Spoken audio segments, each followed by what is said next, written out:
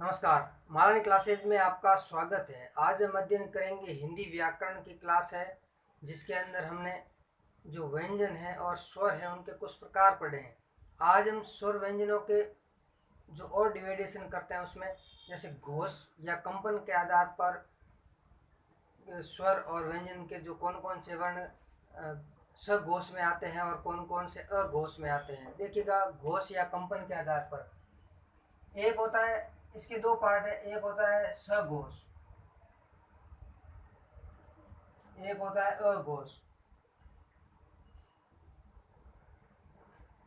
सघोष या फिर घोष और अघोष। अघोष का अर्थ होता है, जैसे हम अघोष से अर्थ ले सकते हैं कि जिसके अंदर कंपन नहीं। अ का अर्थ होता है नहीं, कंपन नहीं। घोष का अर्थ होता है कंपन। और सघोष सहित, कंपन सहित। एक कंपन सहित है और दूसरा कंपन रहित है। देखिएगा, अधन घोष, अधन घोष यानी कंपन रहित। कंपन रहित कितने वर्ण है? और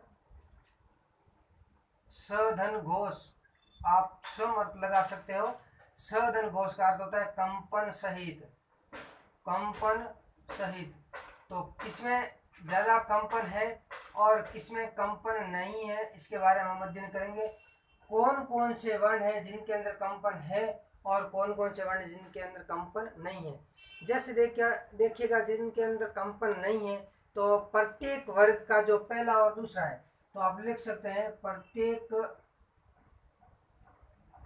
वर्ग का पहला वर्ण और दूसरा वर्ण। हमने पूर्व में पढ़ा है वर्ग। वर्ग के अंदर कौन कौन से वर्ण आते हैं? जैसे क, ख, च, स, ज, झ, नहीं ज नहीं है, च, स, ट, ठ, त, थ और प, फ। ये जो प्रत्येक वर्ग के हैं वो पहला और दूसरा वर्ण ये अघोष के अंतर्गत आएंगे। और दूसरे एक सतालव्य और दूसरा समूर्धन्य और सकार जो दंते, ये तीनों इसमें आएंगे। आप लिख सकते हो सतालव्य, समूर्धन्य और दंते, ये तीनों इसमें आएंगे। अब 5, ये कितने हो गए वर्ण? 5 × 2 10, 10 और 3 13, यानी कि 13 वर्ण। टोटल वर्ण कितने हो गए? 13 वर्ण है वो अघोष के अंतर्गत आते हैं, क्योंकि प्रत्येक वर्ग का पहला और दूसरा, तो पहला और दूसरा 5 वर्ग है। 5 वर्गों के 2 2 10 हो गए, 10 और 3 ये, यानी 13 वर्ण है वो अघोष के अंतर्गत आते हैं। अब है सघोष। सघोष का अर्थ होता है कंपन सहित, यानी कंपन सहित सधन घोष। तो इसके अंतर्गत जो आएंगे तीसरा, चौथा और पांचवा। तीसरा, चौथा और पांचवा हम लिख सकते हैं। तीसरा वर्ण, चौथा वर्ण और पांचवा वर्ण ग, घ और ड, ग, घ और ड, ये तीनों इसमें आएंगे। और य, र, ल, व अंत व्यंजन आएंगे इसमें। य, र, ल, व, ह लिख सकते हो आप। य, र, ल, व और ह, य, र, ल, व, ह, य, र, ल, व, ह। देखो इसमें बोलो क, ख, इसमें कोई कंपन नहीं है, जबकि ग, घ, ड़, देखो ग, घ, ड़, यानी इन तीनों वर्णों के अंदर आवाज आती है और इन तीनों इनमें आवाज नहीं आती है। घोष मतलब कंपन नहीं होती है। अब देखिएगा, 3 × 5 कितने हो गए? 3 × 5 15 हो गए। 15 और ये 16 17 18 19 20 हो गए। 20 और 11 स्वर। स्वर कितने हैं? 11। तो लिख सकते हो सभी स्वर, सभी स्वर, यानी कि स्वर है 11। अब आप टोटल करोगे तो टोटल हो जाएंगे 15 × 5 20, 20 और 11 31। 31 वर्ण है। जो 31 वर्ण है वो हमारे 31 वर्ण क्या है? सघोष है। आप इनका स्क्रीनशॉट लीजिए, आगे बढ़ते हैं।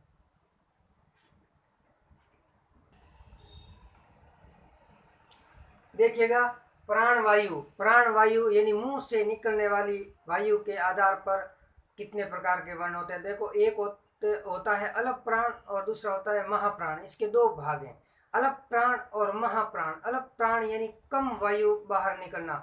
महाप्राण के अंतर्गत आती है अधिक वायु बाहर निकलना। जब हम शब्द या वर्ण बोलते हैं तो उसके अंदर जब जिस वर्ण को हम बोलते हैं तो जब वायु बाहर ज़्यादा निकलती है या कम निकलती है उसके आधार पर देखिएगा। जैसे हम बोलते हैं क, हम बोलते हैं ख, क यानी कम वायु बाहर आती है, इसका मतलब ये अलग प्राण है।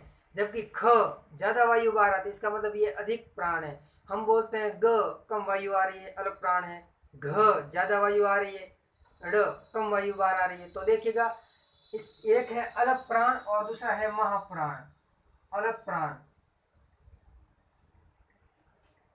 एक है महाप्राण। इसके दो पार्ट है, एक अलग प्राण, एक महाप्राण। यानी लिख सकते हैं कम वायु बाहर आती है मुंह से, कम वायु बहुत कम आती है, कम वायु। जबकि महाप्राण, महान का अर्थ होता है ज्यादा, तो लिख सकते हो आप ज्यादा वायु। जब हम बोलते हैं तो ज्यादा वायु बाहर आती है। कौन कौन से वर्णों के अंदर ज्यादा आती है और किस किस में कम आती है, इसके आधार पर अध्ययन करेंगे। देखिएगा, अलग प्राण, पहला, तीसरा और पांचवा वर्ण। पहला, तीसरा और पांचवा वर्ण। देखो, पहला, तीसरा और पांचवा वर्ण आप बोल करके ट्राई करिए। पहला, तीसरा, पांचवा, इसमें आपको जो ध्वनि है वो ध्वनि जो आएगी, जो वायु आएगी बहुत कम आएगी बार। जबकि दूसरा और चौथा ये वर्ण बोलिए आप। जैसे मैं यहाँ लिखता हूँ क, ग और ड, इनमें बहुत कम आती है। जबकि मैं बोलता हूँ ख और बोलता हूँ घ, इन्हीं के अंदर ज्यादा आती है। इसके अंदर ज्यादा आती है जबकि इसके अंदर कम आती है। तो देखिएगा, ये एक उदाहरण के रूप में आप समझ सकते हो, ये दोनों का अलग अलग उदाहरण है। तो इसमें ज्यादा आ रही, तो वैसे ही पूरा जो वर्ग है, पूरे वर्ग के अंतर्गत इस प्रकार से वायु जो बाहर निकलेगी। ख, देखो क कम आ रही है, ख ज्यादा आ रही है, ग कम आ रही है, घ ज्यादा प्राण वायु है, हमें ज्यादा जोर लगा करके बोलना पड़ता है। और अलग प्राण के अंदर अंतस्थ वर्ण भी आते हैं। अंतस्थ, अंतस्थ वर्ण कौन कौन से हैं? यर, अलव।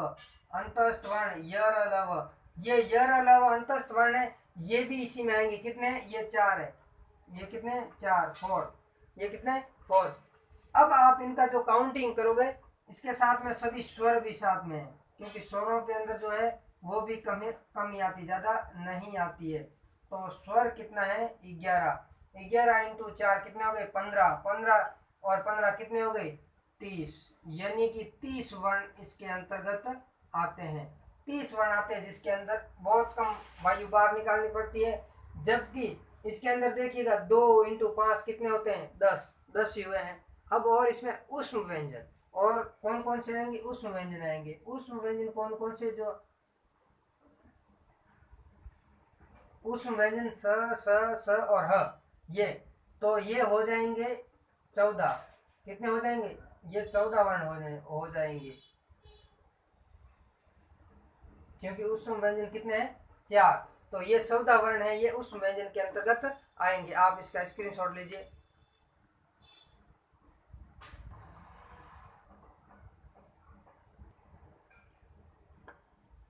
देखिएगा, शब्दकोश में क्रम के अनुसार, यानी शब्दकोश में जब हम लिखते हैं तो किस प्रकार लिखते हैं? जैसे इंग्लिश के अंदर ABCD के अंतर्गत हम नाम लिखते हैं, तो वैसे ही शब्दकोश में हिंदी में कैसे लिखते हैं? तो पहले स्वर आएंगे। जैसे हम स्वर लिखते हैं तो स्वर के अंदर पहले अंग, फिर ओ, फिर अह, फिर अ, फिर आ, ई, उ, री, ए, ऐ, ओ, औ। यानी शब्दकोश में जब भी हम लिखेंगे तो ये क्रम आएगा। आप एक बार ध्यान से देख लीजिए, यही क्रम आएगा। और दूसरा, व्यंजन जब भी लिखते हैं तो क के बाद में ये अक्ष आएगा। देखिएगा, तो आप लिख सकते हो ये अक्ष है, इसका विशेष ध्यान रखें। ये अक्ष आएगा, अक्ष के बाद में ख, ग, घ, ढ, फिर वही च, स, ज, ज्ञ, इसके बाद में ज्ञ आएगा। देखो ये ज्ञ, और ज, झ, य, और ट, ठ, ड, ढ, न, त, त्र, त के बाद में त्र आएगा, और थ, द, ध, न, प, फ, ब, भ, म, य, र, ल, व, और स, और ये स्र, इसके बाद में क्या आएगा? स्र आएगा, और फिर वही स, स और ह। यानी कि हम कह सकते हैं इसमें जो शब्दकोश के अंतर्गत लिखेंगे तो ये इतना आपको थोड़ा एक बार देखना होगा। ये आपके लिए बहुत ही महत्वपूर्ण क्लास है, यानी कि आप आपके लिए जो हिंदी का मैं कह सकता हूँ कि मैं यानी कि जीरो से स्टार्ट किया। आप अगर इसको ध्यानपूर्वक पढ़ोगे तो आगे भी आपके काम आएगी। इसके नोट्स बनाओगे तो आपके काम आएंगे। अच्छे नोट्स बना सकते हो आप, और बहुत ही महत्वपूर्ण है। आप ये इसका स्क्रीनशॉट लीजिए और अपने नोट्स में लिखिए।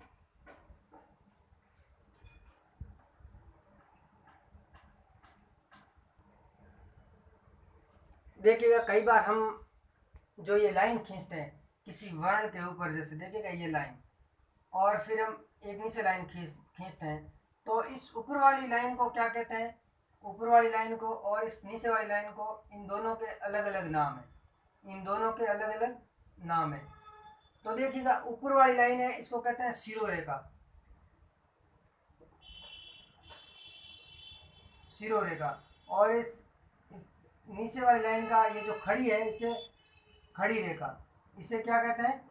खड़ी रेखा। यानी शिरोरेखा और इस खड़ी रेखा है, इसको क्या कहते हैं हम? खड़ी रेखा, या खड़ी पाई भी बोलते हैं इसे। खड़ी रेखा, या फिर इसका दूसरा नाम है खड़ी पाई। अब कई बार ऐसा होता है,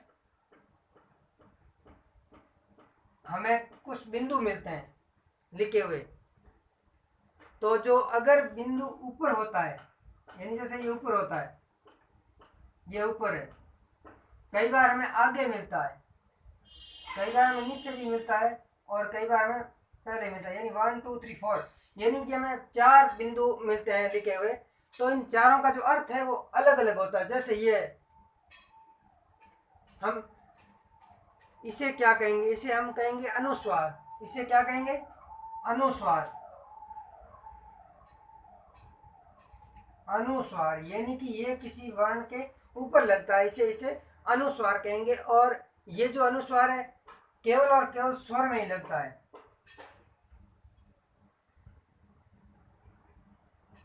केवल स्वर में। तो यानी कितने स्वर? कितने स्वर? 11 है। यानी कि ये जो लगेगा केवल स्वर 11 में ही लगेगा अनुस्वार। अनुस्वार व्यंजनों में नहीं लगता है। जो अनुस्वार लगता है वो केवल स्वर में ही लगता है। दूसरा, आगे, जो आगे होता है, ये देखो, इसे क्या कहते हैं? इसे कहते हैं पंचमाक्षर। ये जो पंचमाक्षर है, ये पंचमाक्षर बिंदु है, और जो ये लगता है केवल और केवल क वर्ग के 5वें वर्ण में ही लगता है। तो लिख सकते हो यहाँ क वर्ग के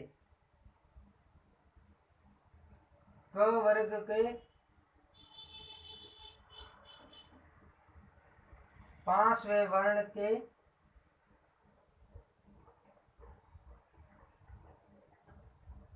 के साथ, यानी कि जो आगे लिखा हुआ मिले तो केवल ये क वर्ग के 5वें वर्ण के नहीं, जो ड़ बोलते हैं, ड़ के साथ में लगता है। केवल इसी के साथ में लगता है और किसी के साथ में नहीं लगता है। और अगर आपको यही बिंदी नी से लगी हुई मिले तो उसे हम कहते हैं ताड़न जात चिन्ह या उत्क्षिप्त चिन्ह। हमने पढ़ा था ये, इसे ताड़न जात बोलते हैं। क्या बोलते हैं?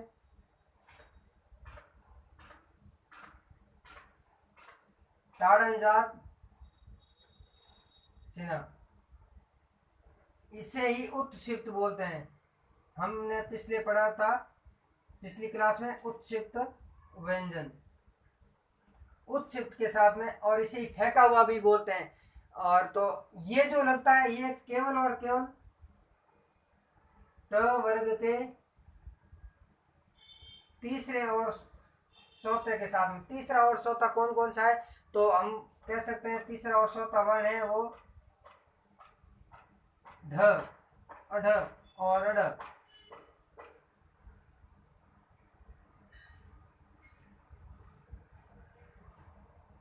ये इसे ढ और ड नहीं बोलते, इसे अड और अड, अड़ और अड इस प्रकार बोलते हैं। और इसको ताड़न जात चिन्ह कहते हैं। आप लिख सकते हैं इसे ताड़न जात चिन्ह कहते हैं। अगर हमें यही पहले मिले यहाँ पर तो हम इसे क्या कहेंगे?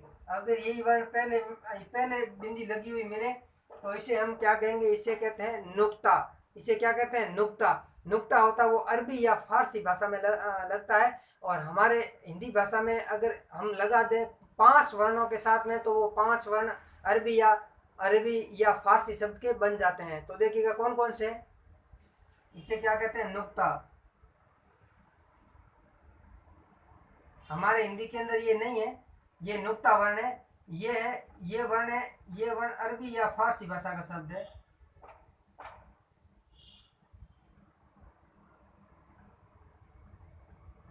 अरबी या फारसी वर्णों के साथ में ये लगता है। और जो इसकी लिपि होती है वो अरबी लिपि है। अरबी और फारसी दोनों की जो लिपि है वो अरबी लिपि है।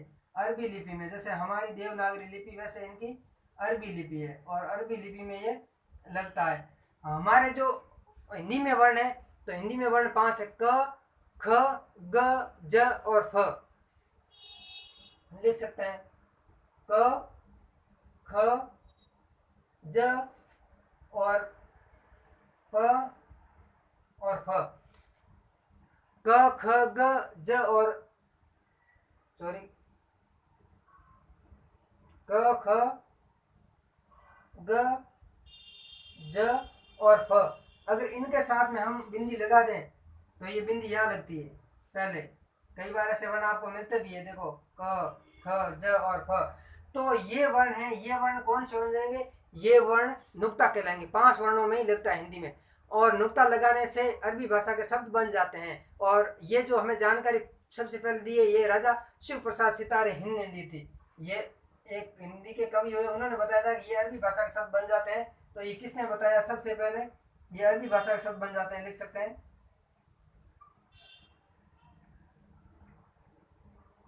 अरबी भाषा के शब्द